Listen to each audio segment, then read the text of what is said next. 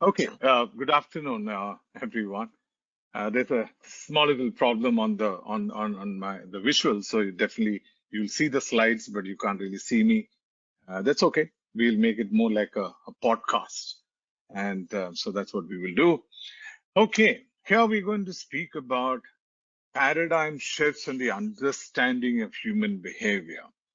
Now, you and I are definitely in the world of trying to understand human behavior. I've been in this world for the last 30 years or so, 32 years. And I've learned a lot about human behavior. But in the last 10, 15 years, I think I have possibly picked up some really what I call paradigm shifting new thoughts about human behavior. I call it paradigm shifting because these new knowledge that have come in are not incremental. It's just not adding a little bit to what is already existing. But these are, in a way, trying to say that, hey, there was a way of looking at things so far, but this seems to be almost the other end of the spectrum. In some cases, sort of questioning what we always knew about human behavior. So when we speak about it, it's human understanding. Oops, let me see.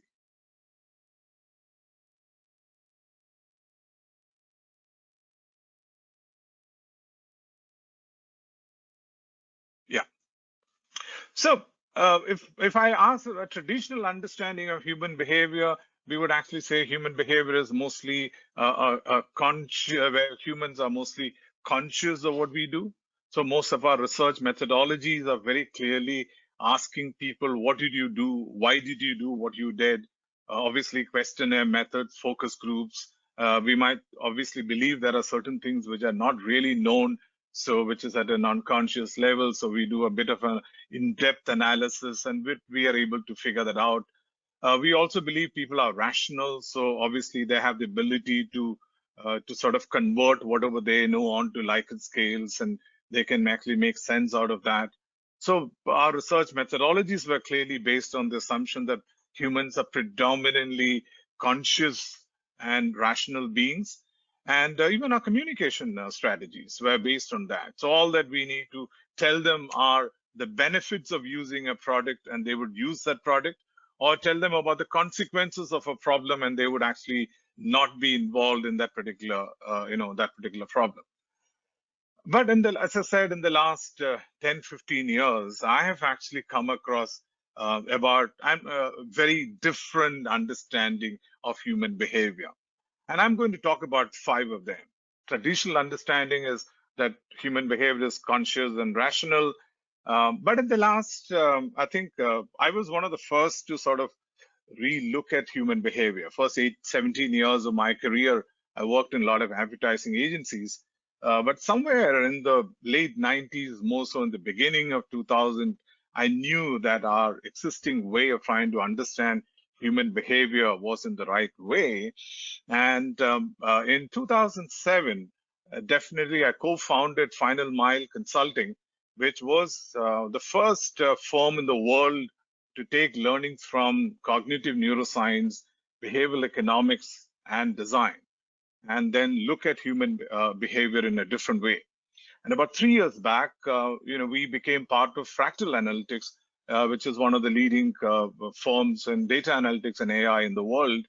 And so today, we actually, along with these cognitive neuroscience, behavioral economics, and design, we take a lot of learnings from big data to understand human behavior. So most of what I said, paradigm shifts, are coming in because of the learnings that I've picked up, or when I started looking at human behavior through the lens of these new sciences. So what is the first paradigm? The paradigm number one, the first time I heard of this paradigm was this book by Gerald Altman, then the professor emeritus at Harvard University teaching marketing. And he was someone in the early part of 2001, when this book was published. He said that 95% of the human behavior happens at a non-conscious level. And our existing research methodologies are just tapping into the 5% that is actually available at a conscious level. And so he said we need a very different research methodology to really tap into that 95%. And that 95% obviously looked a big number. And it took me some time to really understand, is it 95, is it 65, or is it more? And that's when I came across this particular paper by Zimmerman. And he actually said, now, neuroscience will clearly say that there's about 11 million bits of processing that's there in the human brain. And Zimmerman actually, and that paper you can read, really went much deeper to actually know how much of it is actually at a non-conscious level and how much of it is at a conscious level. And what he came across and said is that of the 11 million plus 10 million is in the eyes that we know, but obviously skin that is there, but that's at a non-conscious level. Now look at, according to Zimmerman, the amount of bits that are available at a conscious level. That's a piddly 40 plus 30 plus 5 plus 1 plus 1. Now, which then suddenly is telling us that more than 99.99% of human behavior is happening at a non-conscious level. Now, this is what I call a paradigm shift. And then in the early 2000s on, I was very keen to sort of get far more deeper and deeper into it. And more studies actually started giving me, supporting me these. Obviously, this happened recently, but then those days, the Deep Blue had just defeated, a few years before Kasparov. And so there was a lot of this on why is it non-conscious being so big? And even now, when we look at AlphaGo, I think a lot of people said, yeah, AlphaGo, DeepMind, this has actually beaten Lee Sedol in playing the Go game. It's great, wonderful, the machines are brilliant. But suddenly look at the energy consumption. The supercomputers are actually consuming, about 200,000 times more power than a human brain to play chess. For example, the cooling systems of Deep Blue that beat Kasparov was as big as 2 basketball courts. That no one speaks about it. It's just that Deep Blue beat us. Now, the human brain, all that it does, it plays Go or plays chess and all, and there's a whole lot of other things at just 20 watts. And that's when you suddenly realize there is some processing ability or something that happens there wherein the human brain is actually trying to conserve energy. And then we also realize that human brain is the most energy efficient machine in the world. And all that the human brain's construction is to make sure that it consumes as less energy as possible. And one of the ways that consumes less energy is not to think, because thinking actually takes up a lot of energy. And so the whole brain is constructed not to think. Now that you start getting justifications as to why I think a lot of our processing happens at a non-conscious level, because when you actually don't have to think. Right now, if I had to ask you, where is the position of your leg? Where is the position of your hand? You didn't consciously keep it there. As you were just listening to me, you just kept it. And none of it was consciously thought through. And now when you start looking at it, you start realizing that a whole lot of activities, including your digestion that's happening, the rate at which you're breathing, you all that thing, none of it has been consciously thought through. And when you look at all the learning, yes, at the first stages of any learning, yes, there is a lot of conscious thinking that happens. But as you become more and more of an expert in what you do, I think it's more and more moving into the non-conscious. And it happens in sports or in singing or in any of these. What has gone to your non-conscious, if you ever try to bring it into the consciousness, as it happens when you're playing golf or whatever, and the coach comes and says, no, your follow through is a bit too high. Think about it. You start thinking about it, you're just not able to play that shot. And in sports, it's called choking. That means you choke because what was otherwise supposed to happen at a non-conscious level, now you bring it to your consciousness. Again, brain is not created to do too many things, for that matter, almost nothing at the conscious level. But while speaking about the non-conscious, I think one experiment that has not got the attention it deserves is this Benjamin Libet's work experiment that was done somewhere in the late 90s, and it was repeated several times over. But I'm sure why people are not discussing it, because the implication of what the finding of this experiment is a bit too much for people to sort of absorb. So one of the ways, just ignore it. And what was this experiment all about? Now, this was an experiment where Benjamin Libet got people, they have obviously 5 fingers in their hand. Under each finger of their right hand, there was a switch. And all that here, and each of the fingers obviously were attached to extremely sensitive computers. And all that he had to do was to make sure that he actually just presses, one of the switch using any of the fingers. But it was left to the respondent to switch, use any of the fingers he wanted. But all that he had to do was he has to do that at when the clock was at 12, 3, 6, 9, 12. So it continues. Now, so what Benjamin Libet found was that from the time which we know, assume it reached 3, and use the middle finger and press the switch under that, it takes about 200 milliseconds for that to become an action, because it has to reach the motor cortex. The motor cortex has to tell the finger, okay, get press, and it press. Okay, that's understood, because from a stimuli, it takes a little time for the brain to process that and then get that into an action. But what was most intriguing was about 500 milliseconds before that, the computer picked up that I'm going to use my middle finger. Now, this is it's a huge earth-shattering information, because there is a part of the brain that has actually taken the decision even before we are consciously aware that we are actually taking a decision.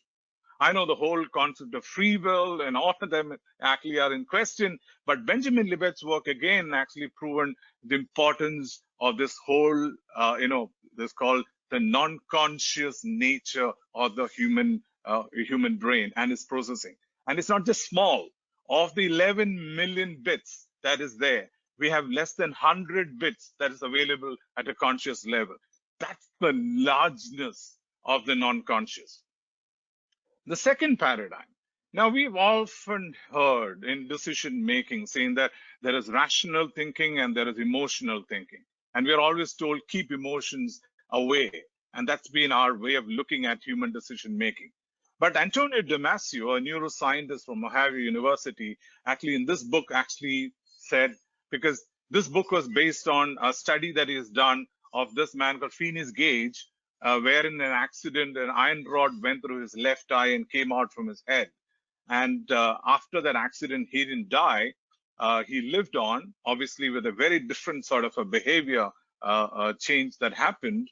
And the doctor was looking at him, knew that something has happened to him. He couldn't really explain. And so when he died, his skull was taken and was kept and now it's kept in Howard Medical Museum. So Antonio Damasio does the reconstruction using that skull of what happened or which parts of the brain got damaged when this accident happened, and found 12 other patients who also had the similar part of the brain getting damaged because of tumor and other problems. And in all of them, what he found is they have the IQs where they're able to think through the decision, but finally they're not able to take a decision. And when he looked at which part got damaged, he found that that's the part that's involved in the emotional processing. And based on it, the Descartes Error book that I just showed you before, actually, Antonio Damasio said that all human decision processing involves the emotional parts of the brain, and emotions are involved. And those parts are not really involved there, then you can't take a rational decision. So with this, there is a fundamental understanding that both are separate, like oil and water, they never mix. But Antonio Damasio said emotions are an integral part of all human decisions. The other significant understanding that we had about studying emotions was right from Charles Darwin days to Paul Ekman days. I think what we said is, yeah, I just study the human expressions what the muscles and how things are changing on the face, and then we can figure out what emotions are really involved there. But now look at that. Now, when you look at this, what is emotion? We might actually think it's anger, but when you look at the larger context, you realize that no, it is just a jubilation of what it is. So I think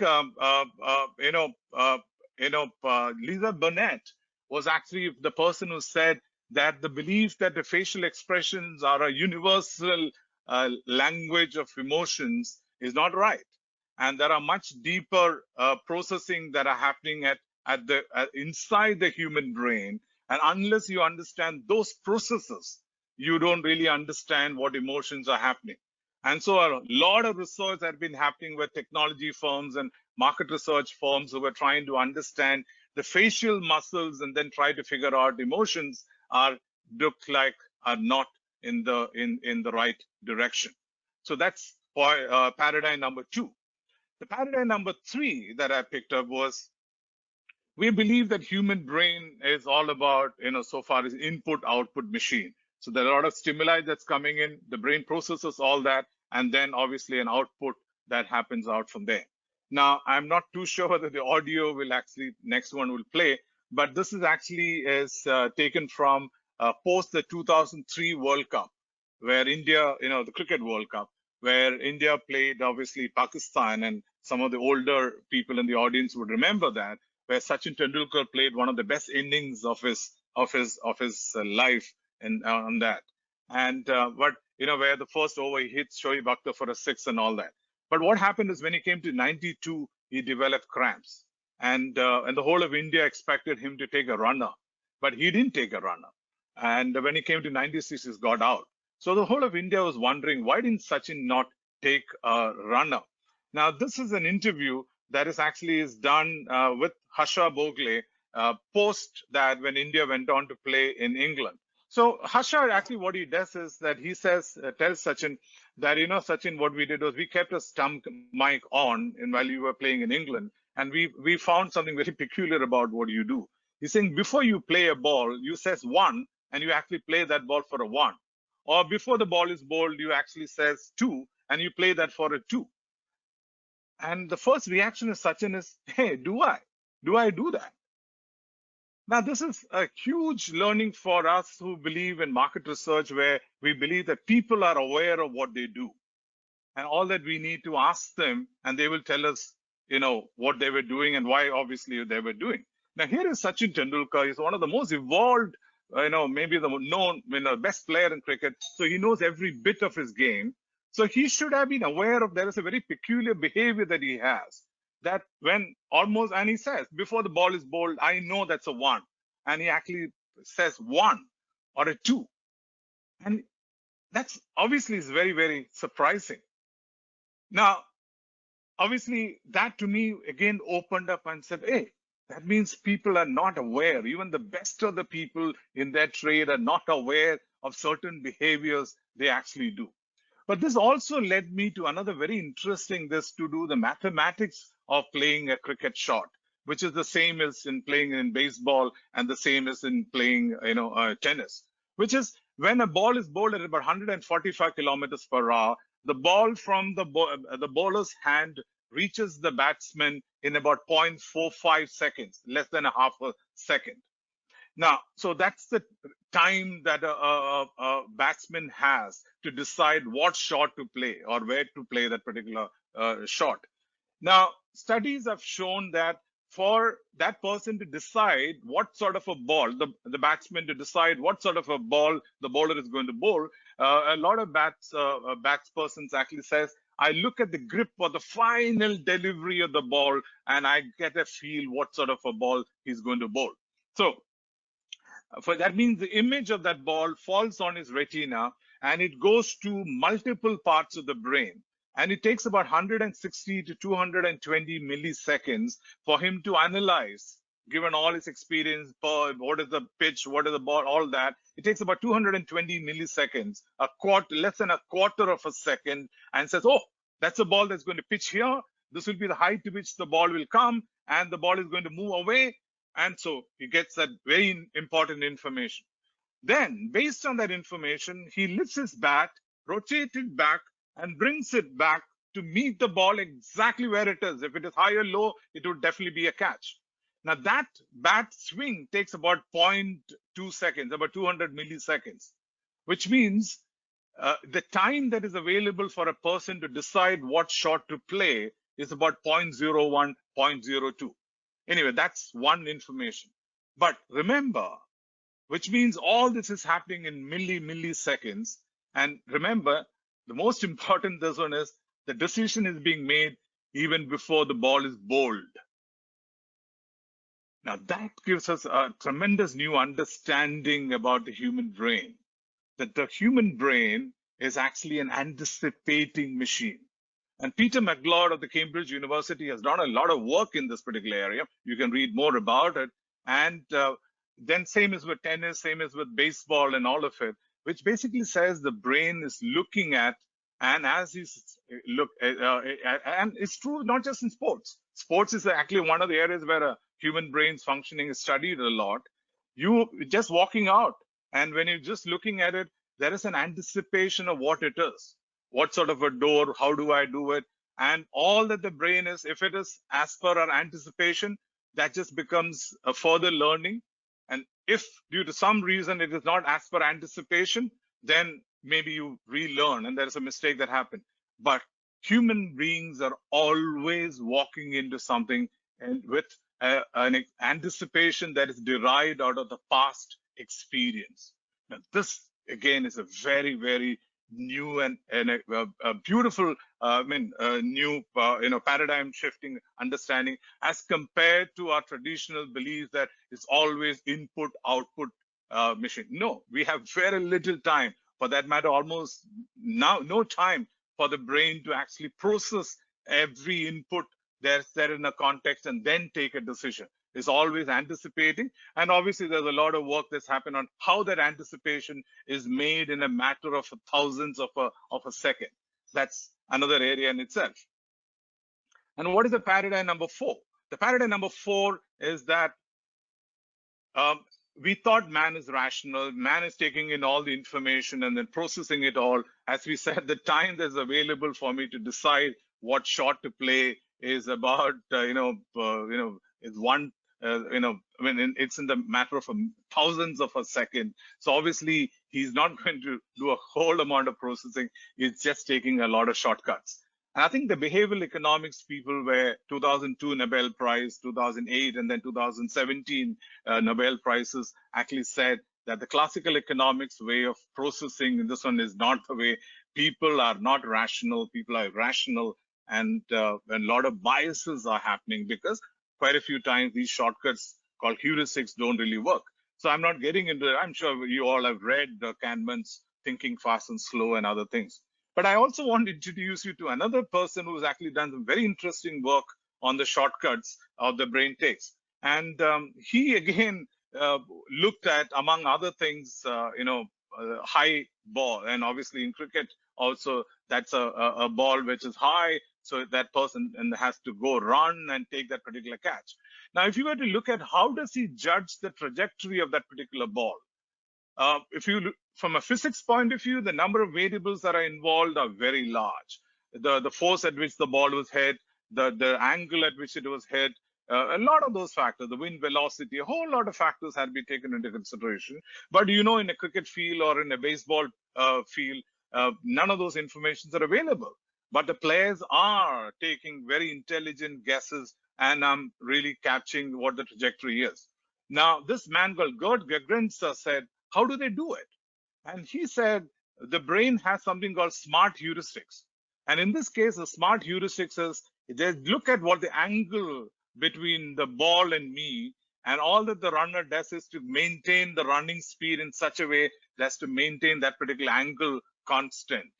And once you keep the angle constant, you will reach the, under the ball without a problem. And he calls it smart heuristics. Now, which is slightly different from what the behavioral economics have always looked at heuristics and said these are biases that are not really good. These are the problems of decision making.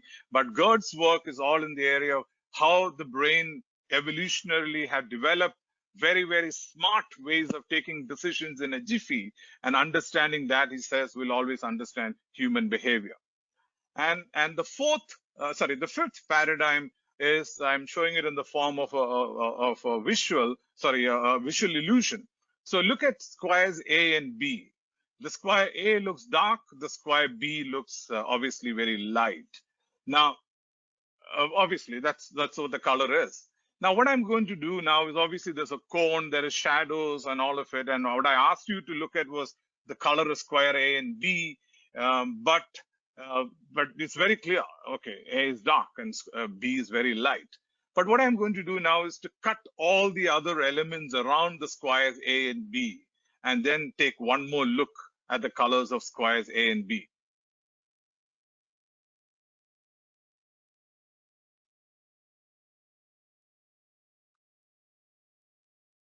Now, I'm sure you might have seen this visual illusion in internet, or you can actually have a look at it. But the truth is that actually both squares in A and B are of the same color. And it's because of the cone, the shadows, and all that is around it is where you actually suddenly saw it as two different colors altogether, which is the whole importance of what we at my team used to believe. The context is always determines the behavior. We think we're looking at A and B, but there are one behavior, and we're just studying it. But it's unless we study the context and a lot of things happening around it, we never really get a feel of what really happens around. So these were the 5 significant paradigms there. Now, for example, the context part of it. Now, what is the importance of it? Because as I said, for 17, 18 years of my life, I was in the world of advertising. So we used to do market research. A lot of brands in this country have launched.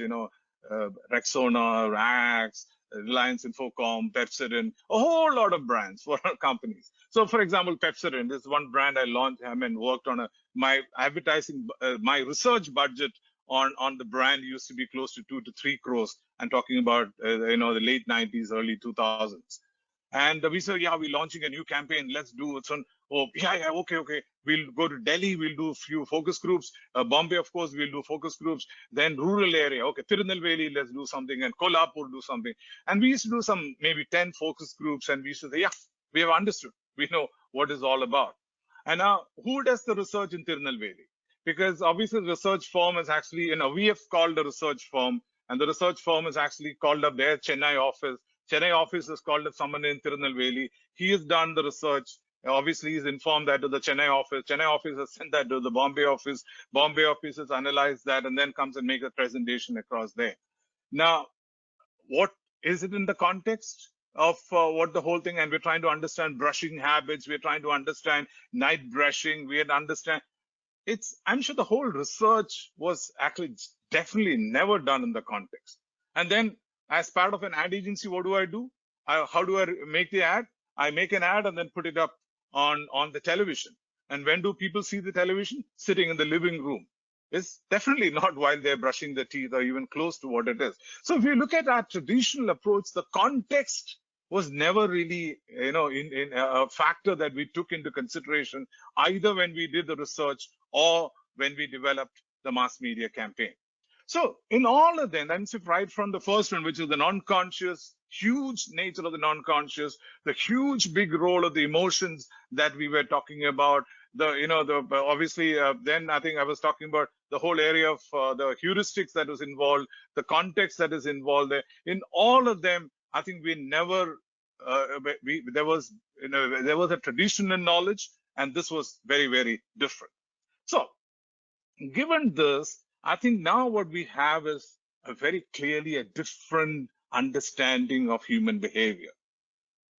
Human behavior then clearly based on this new paradigms are clearly telling us is that a very large non-conscious emotional construct is what human behavior is all about. And the consciousness that we thought is a very significant part of human behavior is now looks like it's a very, very small part of this whole human behavior universe. Shankar Vedantam of the Washington Post and the author of this book, Hidden Brain, put this very well. And he says this new understanding of behavior constitutes a revolution no less intriguing and perhaps more powerful than the knowledge that the sun really does not revolve around the earth. I think there's one slide that I want to just remind people, if you could remember, or the summation of what I'm talking about is this. Now, I know when Galileo spoke about that the earth is not the center of the whole human behavior universe, I don't think not too many people believed it, because the whole existing paradigm and the way of things, the status quo, was built around that belief. Now, the last 10, 15 years, I think what we've been trying to do was, like Galileo, tell the world that, hey, our existing paradigm and understanding of human behavior is fundamentally flawed. And there is a new understanding that is emerging. And over the years, yes, there are a set of people who believed in what we do. And I think, obviously, we've actually managed to do. And I think when I'm speaking to more and more people, and I'm trying to tell the world about this new understanding of human behavior. There's no more new, as I said. This has been spoken at least in the last 10, 15 years. There have been, if not more, there have been talks about it. But still, in academia, because I teach in a lot of business schools, I still hear a lot of traditional things still being spoken about. So given this new understanding of human behavior, obviously, as a market researcher, you would be looking at, so Biju, what do we do about this new paradigm? How do we really understand? Obviously, we one of the things at FinalMile we said was that if there is so much of a paradigm shift in knowledge, there's no point in trying to make some incremental changes to our existing tools and then expect that something great will come out from there. So my team went on to actually look at a new research methodology. Initially, we didn't know. I think the first project that we got as a team was for a pharma company who gave us and said, can we increase the usage of oral contraceptives? And immediately we said, oh, we believe in context. We believe in going to the non-conscious people. Forget about, even if we didn't know any of them, I think we knew one thing, and I'm sure we know that if a researcher were to say, Biju, this one that we done, can we speak to your wife about what she does in her bedroom as far as her, sexual habits, whatever this is, prevention, whatever is concerned, can you get her to speak to us? I know, I would say, hey, yeah, please ask her on any question, but she can speak about our soap and other things, but she's not going to, or even if I agree, she's not going to speak about it. So we knew that. But I think my team, I think this is one of the first projects we got as a company, and we said we need to do something about it. And we said, okay, yes, we need to be in the context. So we said, okay, which is the context in which the woman would actually open up about, about obviously what happens in her bedroom. Initially said friends, okay, but how do we scale it up? And that's when my team came up and said, maybe one place she will actually open up about what really happens in her bedroom and about her, sexual protections and all that would be with her gynecologist. So what did our team do? We actually got some of the leading gynecologists in Bombay, and we got them to have free clinics in 2-3 other leading residential complexes, which was where our target audience lived. And we said, here is so and so from whatever the leading beach candy, and this one is coming. There's a free, if you want, people can come in. So we informed, and a whole lot of ladies came. Now, all that we did was they obviously discussed a lot of their gynecological issues. Obviously, men, we couldn't be there, but we got one of our female colleagues to be in that particular context. She was just there listening in. Now, I know immediately you will say, yeah, you crossed the lines of ethics. We knew it. So we knew, yes, we got it. We got some brilliant insights among all the ladies. Some of them did speak about, the protection they're using and consequences and all that. But that was obviously huge insight for us. But we also knew that we can't afford to always break and cross the lines of ethics. But we need to, at the same time, develop a research methodology that actually are contextual and get the people to sort of open up the deep, what's there deep in the non-conscious without actually they being conscious of it. That's what led my team to develop a new research methodology called the Ethno Lab, which is obviously a deep ethnography, which is very contextual. But since we said a lot of things can't be very contextual, we obviously spend a lot of time in the actual context. And one of the biggest, also the significant change we did was the team that is actually developing the strategy will also do the research. So the research will not be done by a third party, it will be done by the team. So they will be living in the context. So they will spend. And then we, because like a lab situation, because it sort of allows us to sort of recreate those particular situations. And so it's a, and also we brought in gamification. So people play games to win prizes and money. And while they do that, obviously there is obviously a cover story that we actually give. This is, for example, and also what we did was we took some of the normal games that people were always playing. Game of life, I'm sure, dice, and based on the number that appears, you have an activity to do, is something that you and I have played several times over. Now, this is for one of the financial services. We first developed it for a financial services client in the US, where based on it, they actually we got people to take decisions. By the way, the whole Ethno Lab is all about, we are not asking any questions to people. We put people in decision-making mode and we just observe the decisions. Obviously, those decisions are being made in a gamified situation. But the games, for example, this is a credit card company. But it's all about, this is actually you buy things, you use your credit cards, you pay in the meantime, some message comes in and says, you have to pay the credit cards, you have to do. So the whole context was very much what happens in the life of a credit card user, but the whole thing was gamified in such a way. I think we found we got them to take a lot of decisions. Obviously, as I said, mentioned before, after this is over, we also have a hot state interview with them. Or this is something that another game we know is done where it's called conundrum game, where this was mostly used where the topics we are discussing are very personal, your sexual behavior and all that. So obviously we know in a focus group and others, people will never discuss those things open. But here what we did was a conundrum game. We know we are not thinking for ourselves. We are expected to think what others in the group will actually be thinking of for particular an answer to a question. And so that's exactly what we got them to do. But we also know that when people are similar to me, you can feel that you actually, when you are asked to think of others and get your answers right, and obviously got in the gamified mood, you will always be projecting yourself onto the others. So this is something called conundrum. Now, this is something that we use for studying organizational behavior, wherein we know that people at an organizations are a bit more smarter about research, but at the same time we know so conundrum or the game of life we used storytelling, and this is again is a game where words are created and people are asked to write stories based on those words, but obviously those words are clearly thought through based on initial hypotheses and other understanding. So these are 2-3 different ways in which we did the Ethno Lab.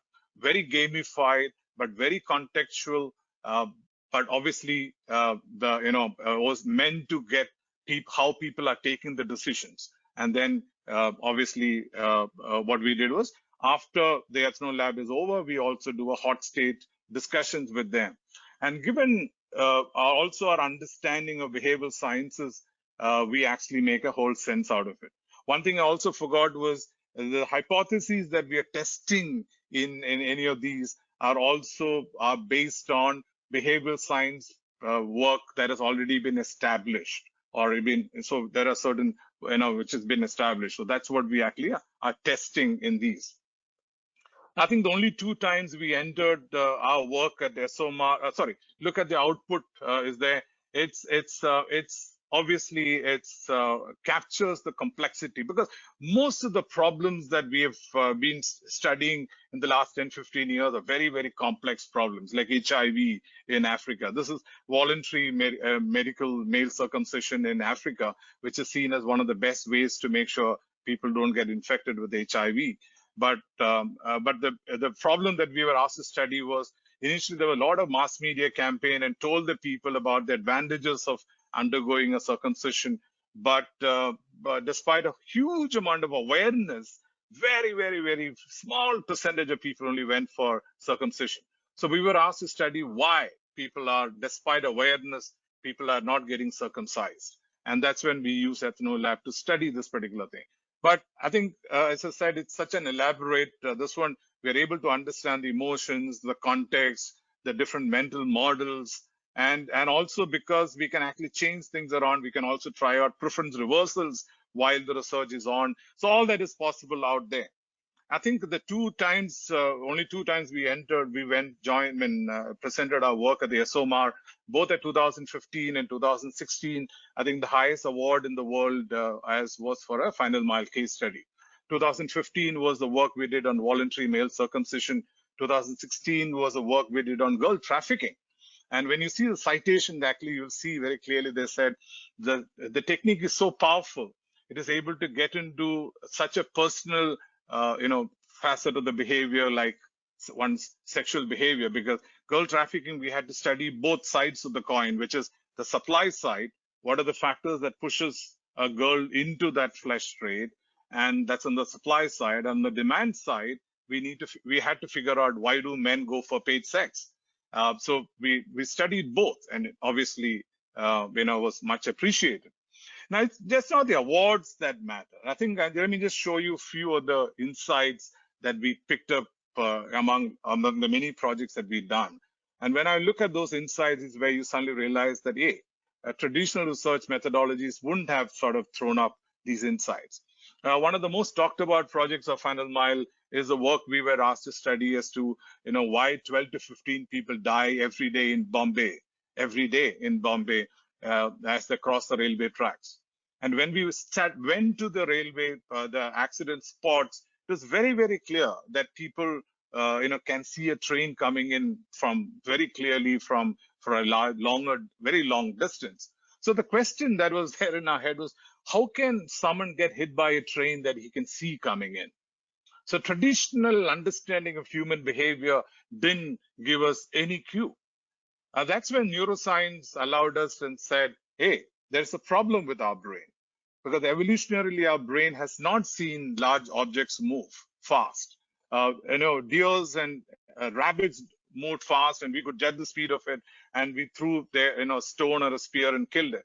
But large objects like elephants and giraffes never moved fast. And our brain started seeing large objects move fast in the last 150 years. And 150 years is too short a time for the brain to make any significant change.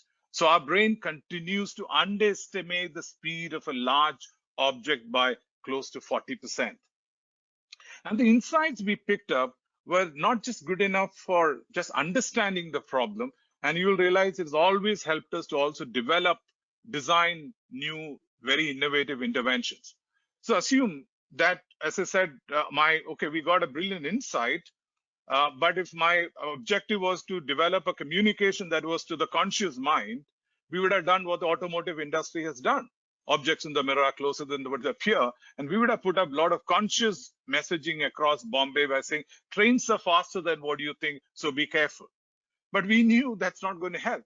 That's when my team went again deep into how does the brain judge speed? And the brain always judges speed with respect to a reference point. And there's no reference point, as it happens when you're on a flight, you don't judge the speed of it. So my design team said, then how can we give a reference to the people as they trespass across the railway tracks? And this is what they did. This is Vadala. Now, obviously, the place where people cross is a constant factor. The direction of the train is also a constant factor. So few sleepers are left empty, 5 are painted in yellow, 15 are left empty, another 5 are painted. And you have blobs of these 4 to 5 yellow blobs. And when the train comes from there, the speed at which these yellow lines disappear under the train becomes a reference for people. Or we were asked to reduce road accidents in India. And we have done this across now more than 15 highways in this country. This is the Hyderabad-Bangalore highway. Again, the traditional solution was far ahead of this. The picture is where there's a dark, what we call a black spot, where a large number of accidents are happening. So traditional solutions would have been to put up boards by saying danger ahead, accident spot ahead, be careful. We know none of those conscious communication would work. So my research, or deep into neuroscience, we went in and said, how does the brain decide whether my legs should be in the accelerator or on the brake when I'm driving a car? And the answer came in and said, it's how things are going past us. We knew that people are not looking at the speedometer. So we said, let's play a trick on that. So there are these white lines on the road that are drawn, but purposely what we've done is, as the white lines are approaching the black spot, the distance between the white lines have been reduced. So what it does is, white lines are moving, suddenly the white lines are moving much faster, and automatically the leg moves from the accelerator to the brake. And we, before and after speed gun studies, even before accident rates were taken, which I'll discuss with you later, we found that there was a reduction in speed by 38% to 50%. Or this is another highway in India, where the problem was the vehicles were coming from down. There is a service road, and the vehicle from the main carriageway was actually going and hitting them. And you can see the traditional solution, which said, there is merge ahead, be careful. Now, this is what the design team did. We just understood how the brain actually processes, or territories and are created in the brain using lines. And that is what actually was used to actually now create a scenario. And you can actually see how the vehicles are moving to the right side, obviously, and dramatically reducing the accidents out there.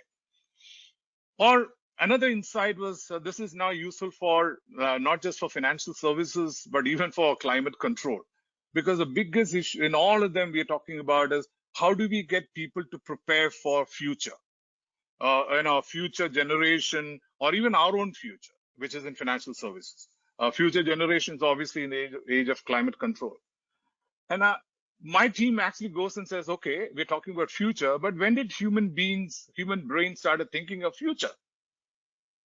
Evolutionarily, while living in the savannas, we live for the day. We just saw an animal, we killed it, whatever we could eat, we ate it. Once the stomachs were full, we moved on. We never thought of the future. So millions of years, the human brain thought of today.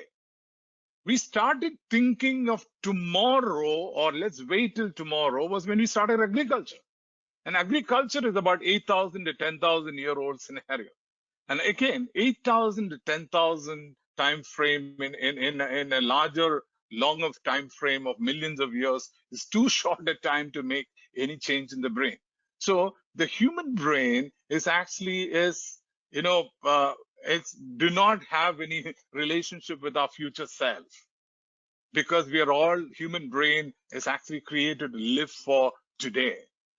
Now, once we know that fundamental evolutionary construct of the brain, obviously we start looking at the issue of savings and creating a savings behavior, or savings, or the sustainability behavior. Now we start looking at it in a very different way. Or one of the other very significant issue that came to us was, this is about government of India under the Prime Minister Jan Dhan Yojana program, the PMJDY. We got 220 million people to open a new bank account. But I think the finance ministry knew then itself that it's very easy to get them to get an open bank account, but how do we get them to transact on a daily basis? And there was no answer as to why. How can they go to a money lender when they're charging, I don't know how many more times than a bank? So we said, please find that for us. So my team went and let's study the decision-making process of that.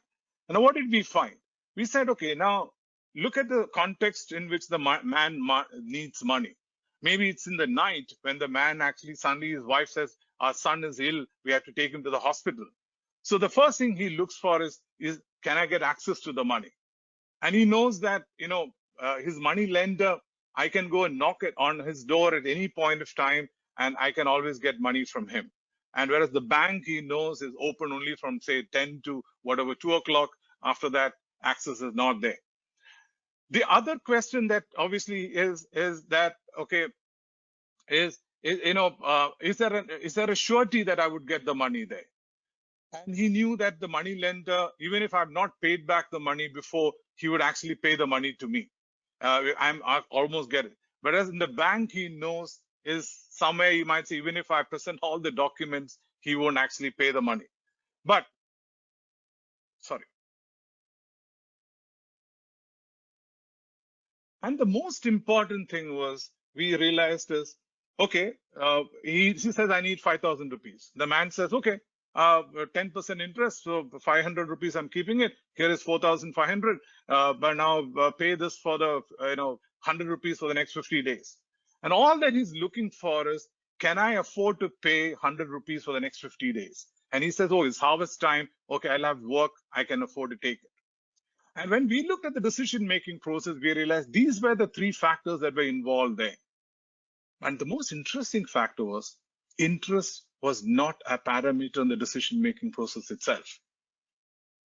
And then we told the finance ministry, you can talk about 12% in banks and 400% in the money lenders and all that, but somehow it's just not making any sense to him, because that parameter that we are projecting as a differentiator is not even a factor in his consideration set.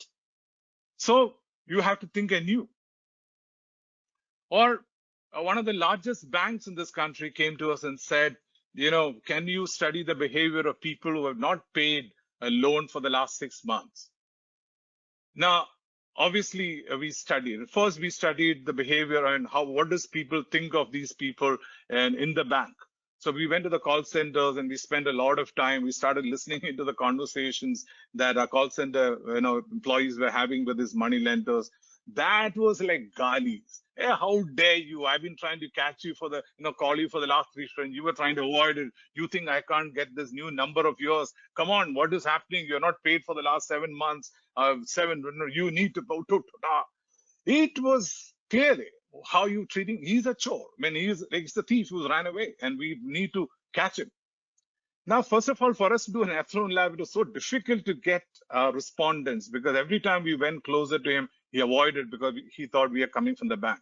But finally, we got a few people to actually agree to sit for our Athlone lab research. And one of the first big significant insight we got was these people said, sir, I actually want to pay back, sir. But, I started the business and then it went off and then someone cheated me. And what we found is more than 98% to 99% of the people are genuine people who want to pay back. But they also have a problem in even talking about, speaking to a person because they're very embarrassed that they feel that they're being evaluated or judged by a person.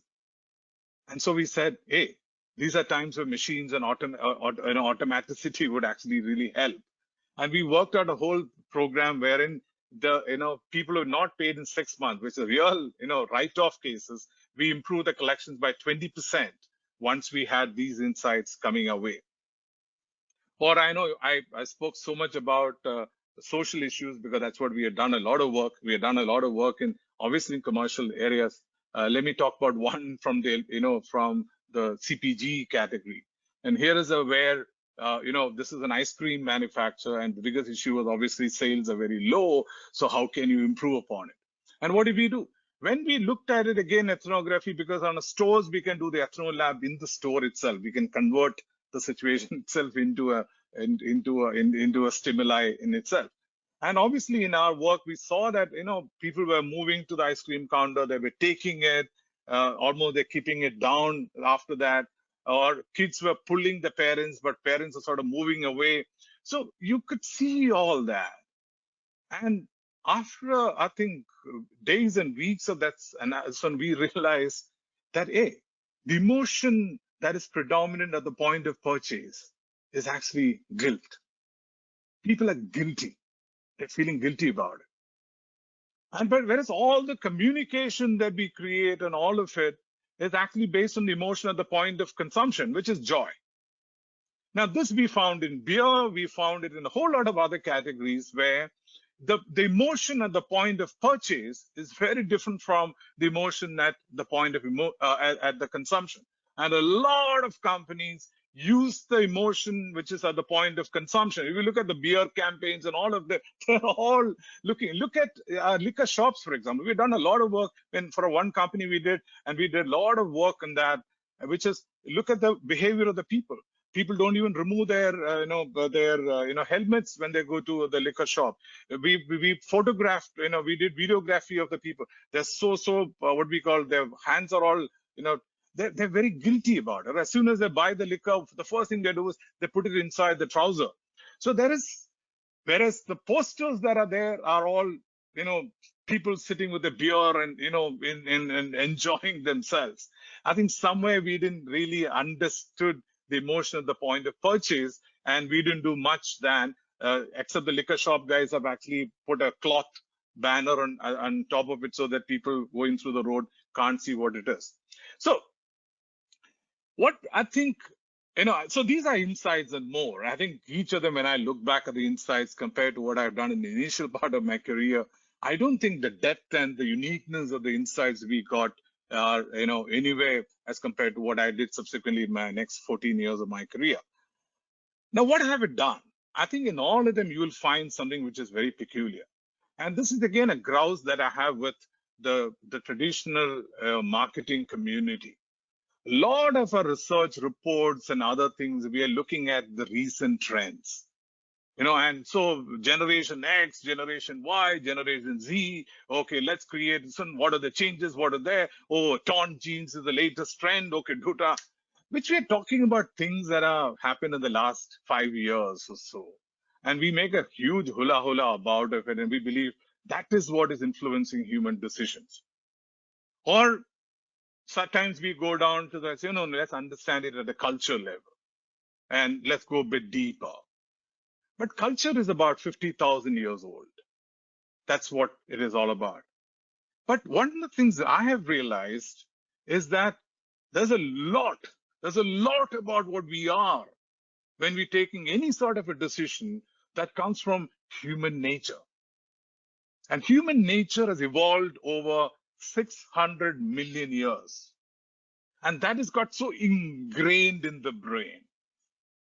And my belief more and more today is that the more we go to the depth of how we've evolved on the last, the part of the brain, how it sort of got constructed, and what are those rules and what are those connections that have sort of created over the last 600 million years, I'll be in a much better position to understand human beings.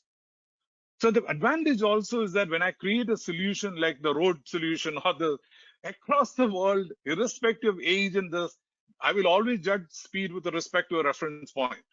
And that's human nature. And the good thing is that there are few people who are really doing some very, very good work in this particular area.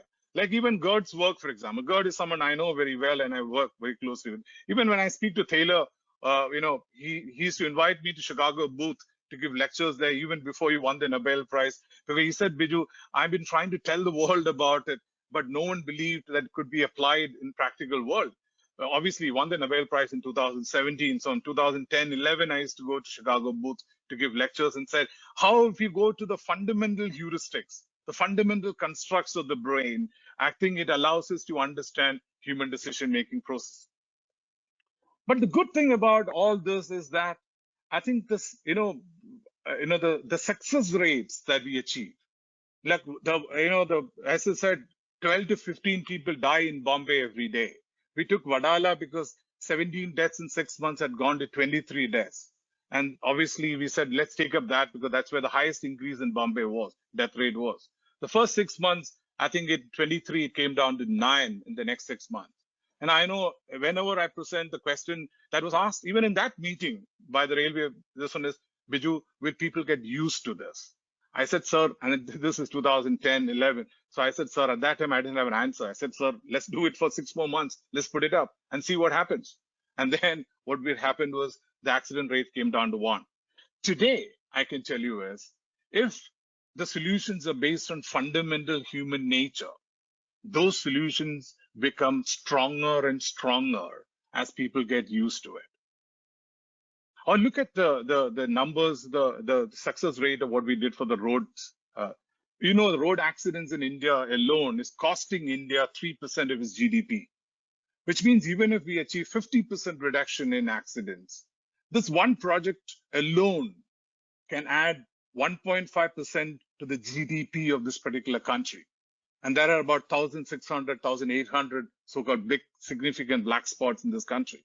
That's the significance of some of these projects.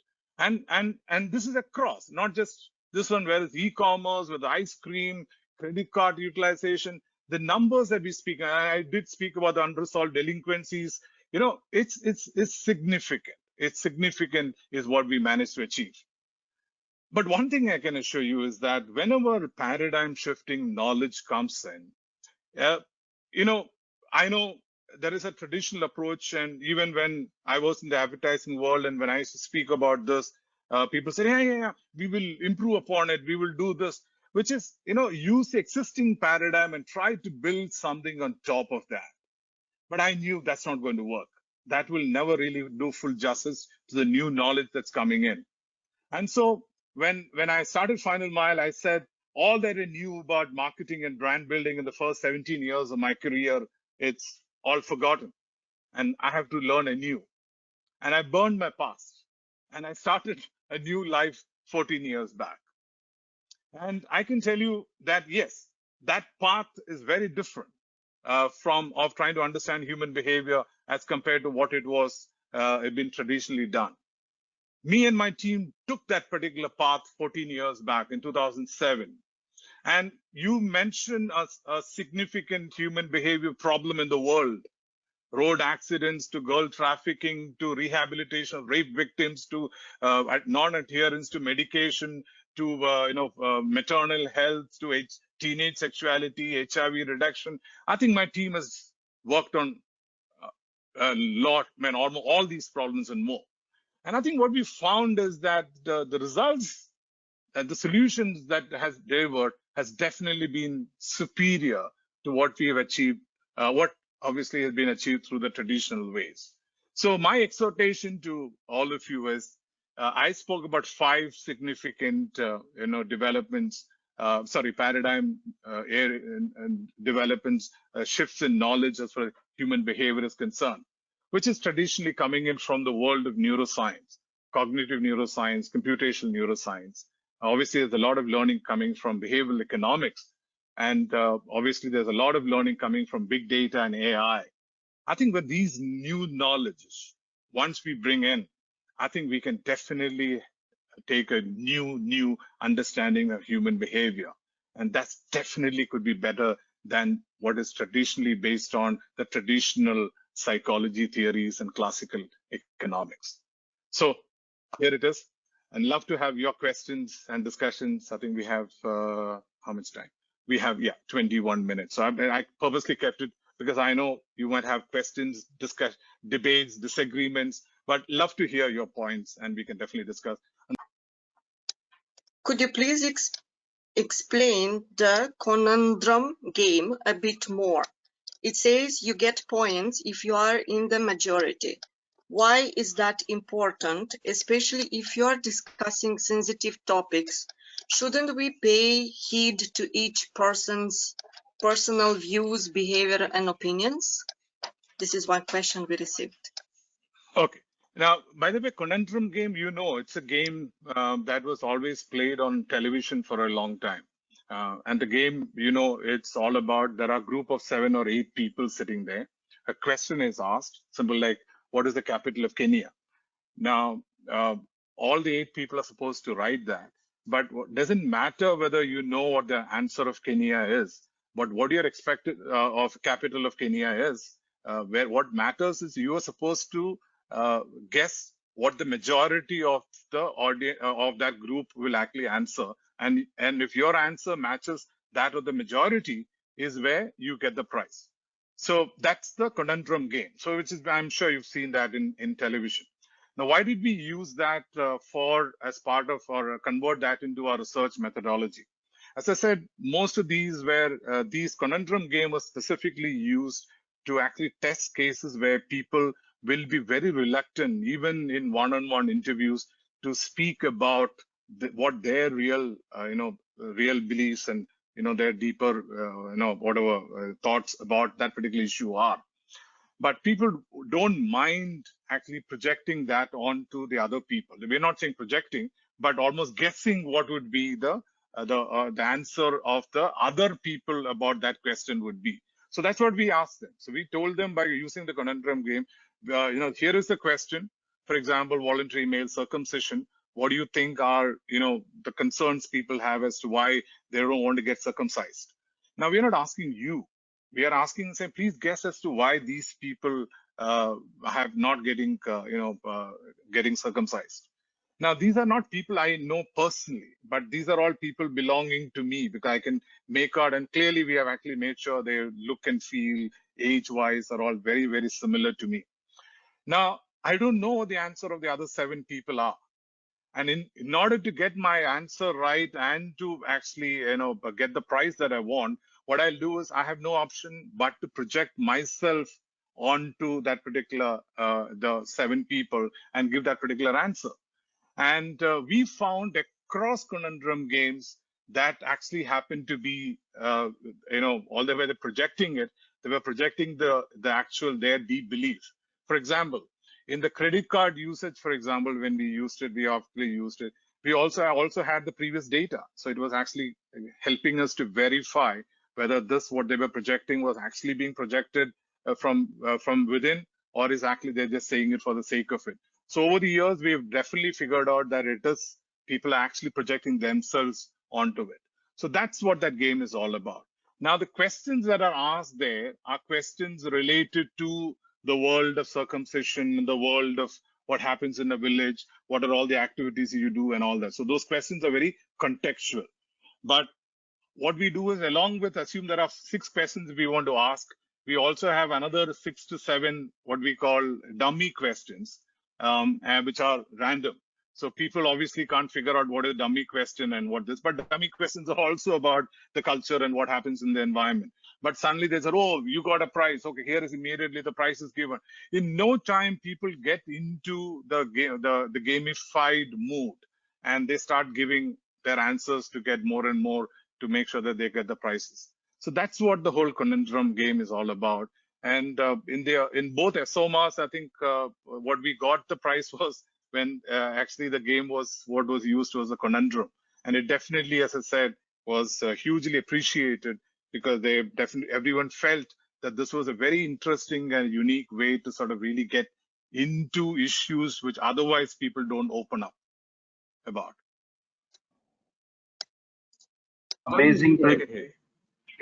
This is amazing presentation. I have basically 2 points to make and 2 questions per se. This is regarding neuroscience and neuromarketing. One point is, this is an old science, and but still the adoption of neuroscience among market research, the number says that it is less than 1% of the total research spends. So my first question is, why so less? Why do you think it is so less, though it is so effective? And my second question is, neuroscience has been also talked about the ethics and the privacy concerns. So what are your views on it? So these are my 2 questions, sir. Thank you. Yeah, the first one, that when we spoke about, and when we started in 2007, actually there were 2 divergent points of views about how to use neuroscience.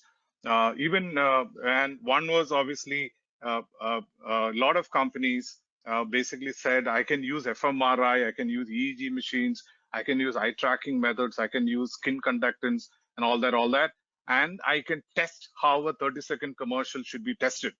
And most of them went into that particular area. Or I can test what is there in the mind of the people using EEG scans and output. It was a big talking point in 2007, 8, 9, 10. And I know one of those companies sold one of those machines to, I think, one of the leading research firms in the world. But that didn't move forward, because right from the beginning, we took a different stand and we said brain is so complex, and EEG output or even an fMRI output will never tell us what are the real reasons are. And we never went in that particular direction. That's why we went on to develop these ethnolab sort of a research methodology. Now, why did it not pick up, or why did it not become difficult? It's because I think, as I said before, earlier research was a very easy job. I give it to a third party, they do some research and come back. Now, an ethnolab research is actually so, we do about 10 to 15, at least 2 weeks at times, we at minimum. First, we do before, to develop the hypotheses, we actually live in the context, or we spend so much time in the context. For example, roads. We have spent hundreds and hundreds of hours on the roads while to do, to develop the initial hypotheses. And then a typical ethno lab where we recruit the people, do the job, do the interviews, write the transcripts, all of it. It is easily about 4 to 6 weeks, if not more. But I can tell you it is very, very laborious. And I don't think today's world actually wants such laborious, difficult, this one, or not many people want to do that. But I think we took that particular call. But I think in the name of scale and name of other things and all that, we are looking for shortcuts to understand human behavior. Now, I can tell you that the more you use shortcuts to actually decipher what I would call the most complex thing in the world, which is human behavior, you are going to get it wrong. So this one is that if you really want to do something about neuroscience and go about doing it, then jolly well get into complexity and spend a lot of time out there. That's point number one. Point number two, why did neuroscience not really pick up so much? One of the things at FinalMile we had to do was people had to read, because when I started FinalMile in 2007, if I had 1 or 2 books on neuroscience, that itself was significant. Today, there are hundreds of books. And I created an organization where people are reading, and understanding things on a regular basis.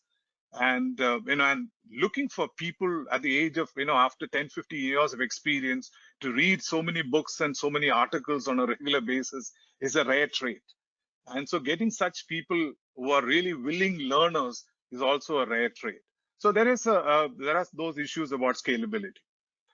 Now, the other issue that you asked me about ethics, it's most of the non-conscious discovery of the non-conscious part of it. A lot of questions have been asked. What about the ethics of it? I think Kahneman was asked this question. Daniel Kahneman, who won the Nobel Prize in 2002, and he said, "This is it an issue between the right and the wrong, or ethical and non-ethical?" But he said, no. This is all about which is more efficient and less efficient. Earlier, we had an understanding that human behavior is predominantly conscious, and so you went about your research and your communication in that direction. Now that you know biologically, we are 99.9999% is actually non-conscious, then should we not understand the non-conscious? Of course. Should we ever use it to do things that we should never do? For example, we did, as I said, one liquor client. After that, my own colleague said, although legally we are allowed to sell, liquor, but we don't want to do more work on liquor because it just feels uncomfortable, because we are really getting a feel of the world of the people who drink, and that's not looking too comfortable, and I don't want to do it.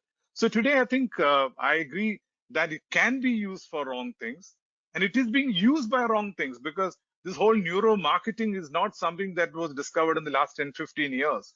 If you read my articles in Mint, you would have realized the organized religion, the political parties, the terrorist organizations, even the armies have been using these techniques for hundreds and hundreds of years.